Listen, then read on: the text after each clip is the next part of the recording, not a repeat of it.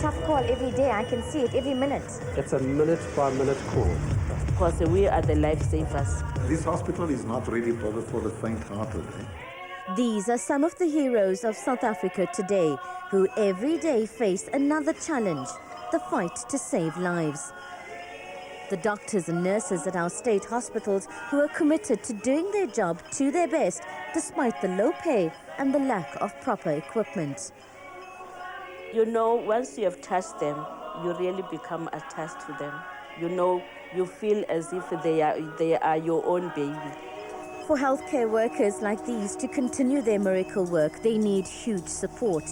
To this end, 7 weeks ago, Carte Blanche launched our Making a Difference campaign. Our 20th birthday present is about giving back. In the next 7 weeks, Carte Blanche will profile the pediatric surgical units of 5 state hospitals, where the right medical equipment can save a life. My dream is to reach 20 million, 1 million for every year we've been on air. I think that would be a meaningful contribution. When we launched our Make a Difference campaign, it seemed to us we might have set the bar quite high, but it took just 6 weeks for us to reach our target. Today, the fund has reached 24 million rand and is still growing. Every cent will be used to help the helpless. Children like Andile is only 2 days old and weighs a mere 750 grams. His life hangs in the balance. He was born 14 weeks early and he's struggling to breathe by himself. I like the program and congratulations to Carte Blanche for turning 20, but we are also glad that you brought us in to celebrate with you. Pinky Mohodi is Director of Strategy and Corporate Affairs for Nedbank.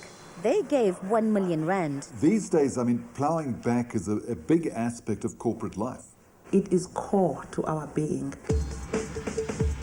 So in truth, are we saying that lives are being lost, young lives are being lost, that could have been saved?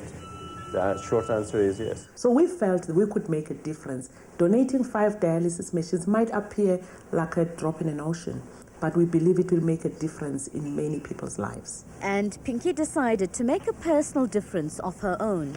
I was attracted to the Pretoria Academic Hospital's need for an ECG machine for children. I thought I would donate 50,000 rand towards purchasing that machine, primarily because the focus is children. These are teaching hospitals for our future doctors.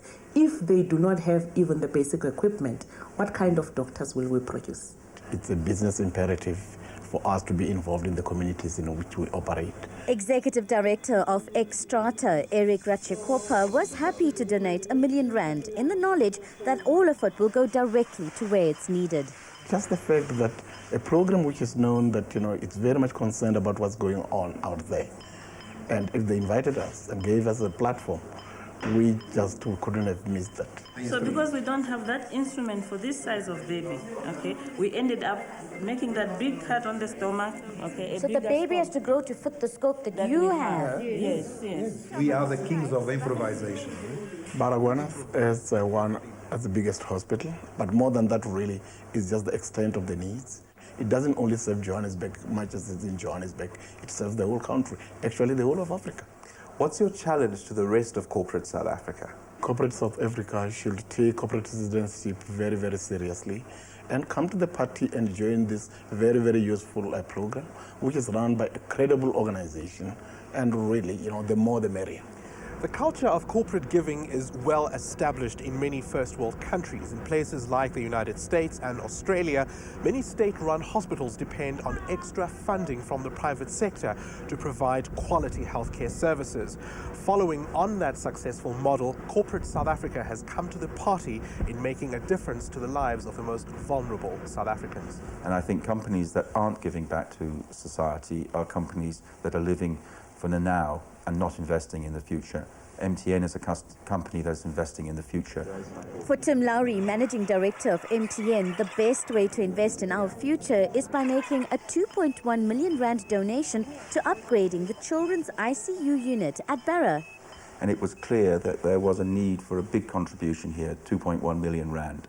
And an intensive care unit is critical. This is really the sharp end of medicine. This is the difference between life and death. I'm at the neonatal ICU. It's impossible in one shot to show you exactly how busy it is. Most of these babies are in what's called transitional high care. But for the seriously ill, there are only 12 ventilated ICU beds. It's just not enough for a hospital that delivers 24,000 babies a year. I mean, children's lives are going to be saved through what you've done. Exactly, and that will uplift both the standing of the hospital in the community and uplift the community because those children will go on to contribute back to the society. To ensure complete transparency, 2 top firms have come on board to manage the trust and the donations. Legal firm Weber Wenzel are offering their services pro bono. Partner Peter Greeley has helped to create a trust.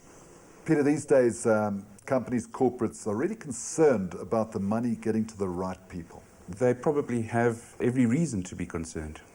In this instance, what we've done is we have created a trust. It's been properly registered. It will be properly administered.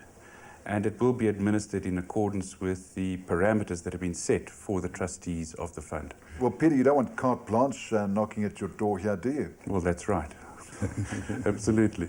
And also pro bono, well-known accounting firm Deloitte had no hesitation in coming on board. We saw it as an excellent opportunity to contribute towards a social responsibility investment which we align ourselves to.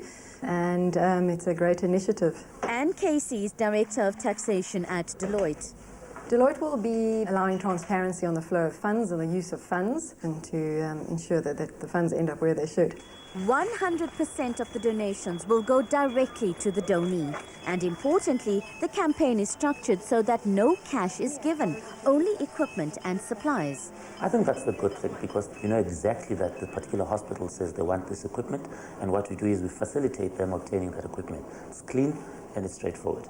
Happy Nchingila is Director of Marketing and Communications for ABSA, who happily gave R1 million. I'm actually quite a keen Carte Blanche viewer, so it's quite impressive. And you know, you see people doing something for their own country, not just journalists doing journalistic work. And I have been moved with what I've seen. You look out there and you see children dying after birth, and it's purely because maybe there's no equipment, the technology is poor, and lives that could have been saved. I mean, that kind of stuff will always touch you. ABSA has donated R1 million. Where do you want the money to go? Let them be the ones that tell us what needs to be done, and we will then contribute R1 million towards obtaining that equipment, if it's equipment that they need, or if they want to build a building, whatever it is. So let them tell us, and then we will just provide the funds. Old equipment desperately needs to be maintained or replaced. There's also a massive demand for ICU beds, training equipment, and a whole list of specialized surgical gear. What really inspired us was really what they're trying to do. And I wanted to say, as a citizen of South Africa, as a responsible corporate, we need to also participate in this, I think, noble idea. Jeffrey Kayana is CEO of the Industrial Development Corporation. Their generous donation has more than matched our noble idea. To date, the IDC has made the largest contribution to our campaign. They've spent 5.8 million rand on 2 X-ray machines, but are throwing down the gauntlet and issuing a challenge to government. They will buy 3 more machines if the state is willing to meet them halfway. Each machine costs 2.9 million rands. So for the first 2, we will be carrying that cost. And we're saying for the next 3, we will carry 50% of each cost. Because we know the public hospitals are the ones that need it. That's where the ordinary people who don't afford to go to these private hospitals can be able to access those. What do you hope to achieve with your contribution? Our contribution, hopefully, it can make it easier for decisions to be made in hospitals. Will you be able to save more lives if you had what you need, just the basics? I'm sure we would. Or at least and also give mothers better opinions. Because it's not just about saving the baby, it's what do you say to mothers? What do you say to families? How do you relate to them? When you don't have the information, how can you relate to her? I mean, if I can say to the mum who's 750 grams on, your baby's fine, there's no hemorrhage in the brain. You know, I would be so relieved. What we're doing here is we're giving to the 2 public hospitals the X-ray machines. So if they can get the information as soon as possible to see where the problems as far as a trauma patient is or the child is. So we're hoping the decision can be made much quicker. Today, there are no complications for this baby or any of the other pediatric surgery patients. Dr. Jean de Fonseca ends the day with a final checkup on his babies. What does it feel like knowing that this doctor saved your baby's life? You're welcome. And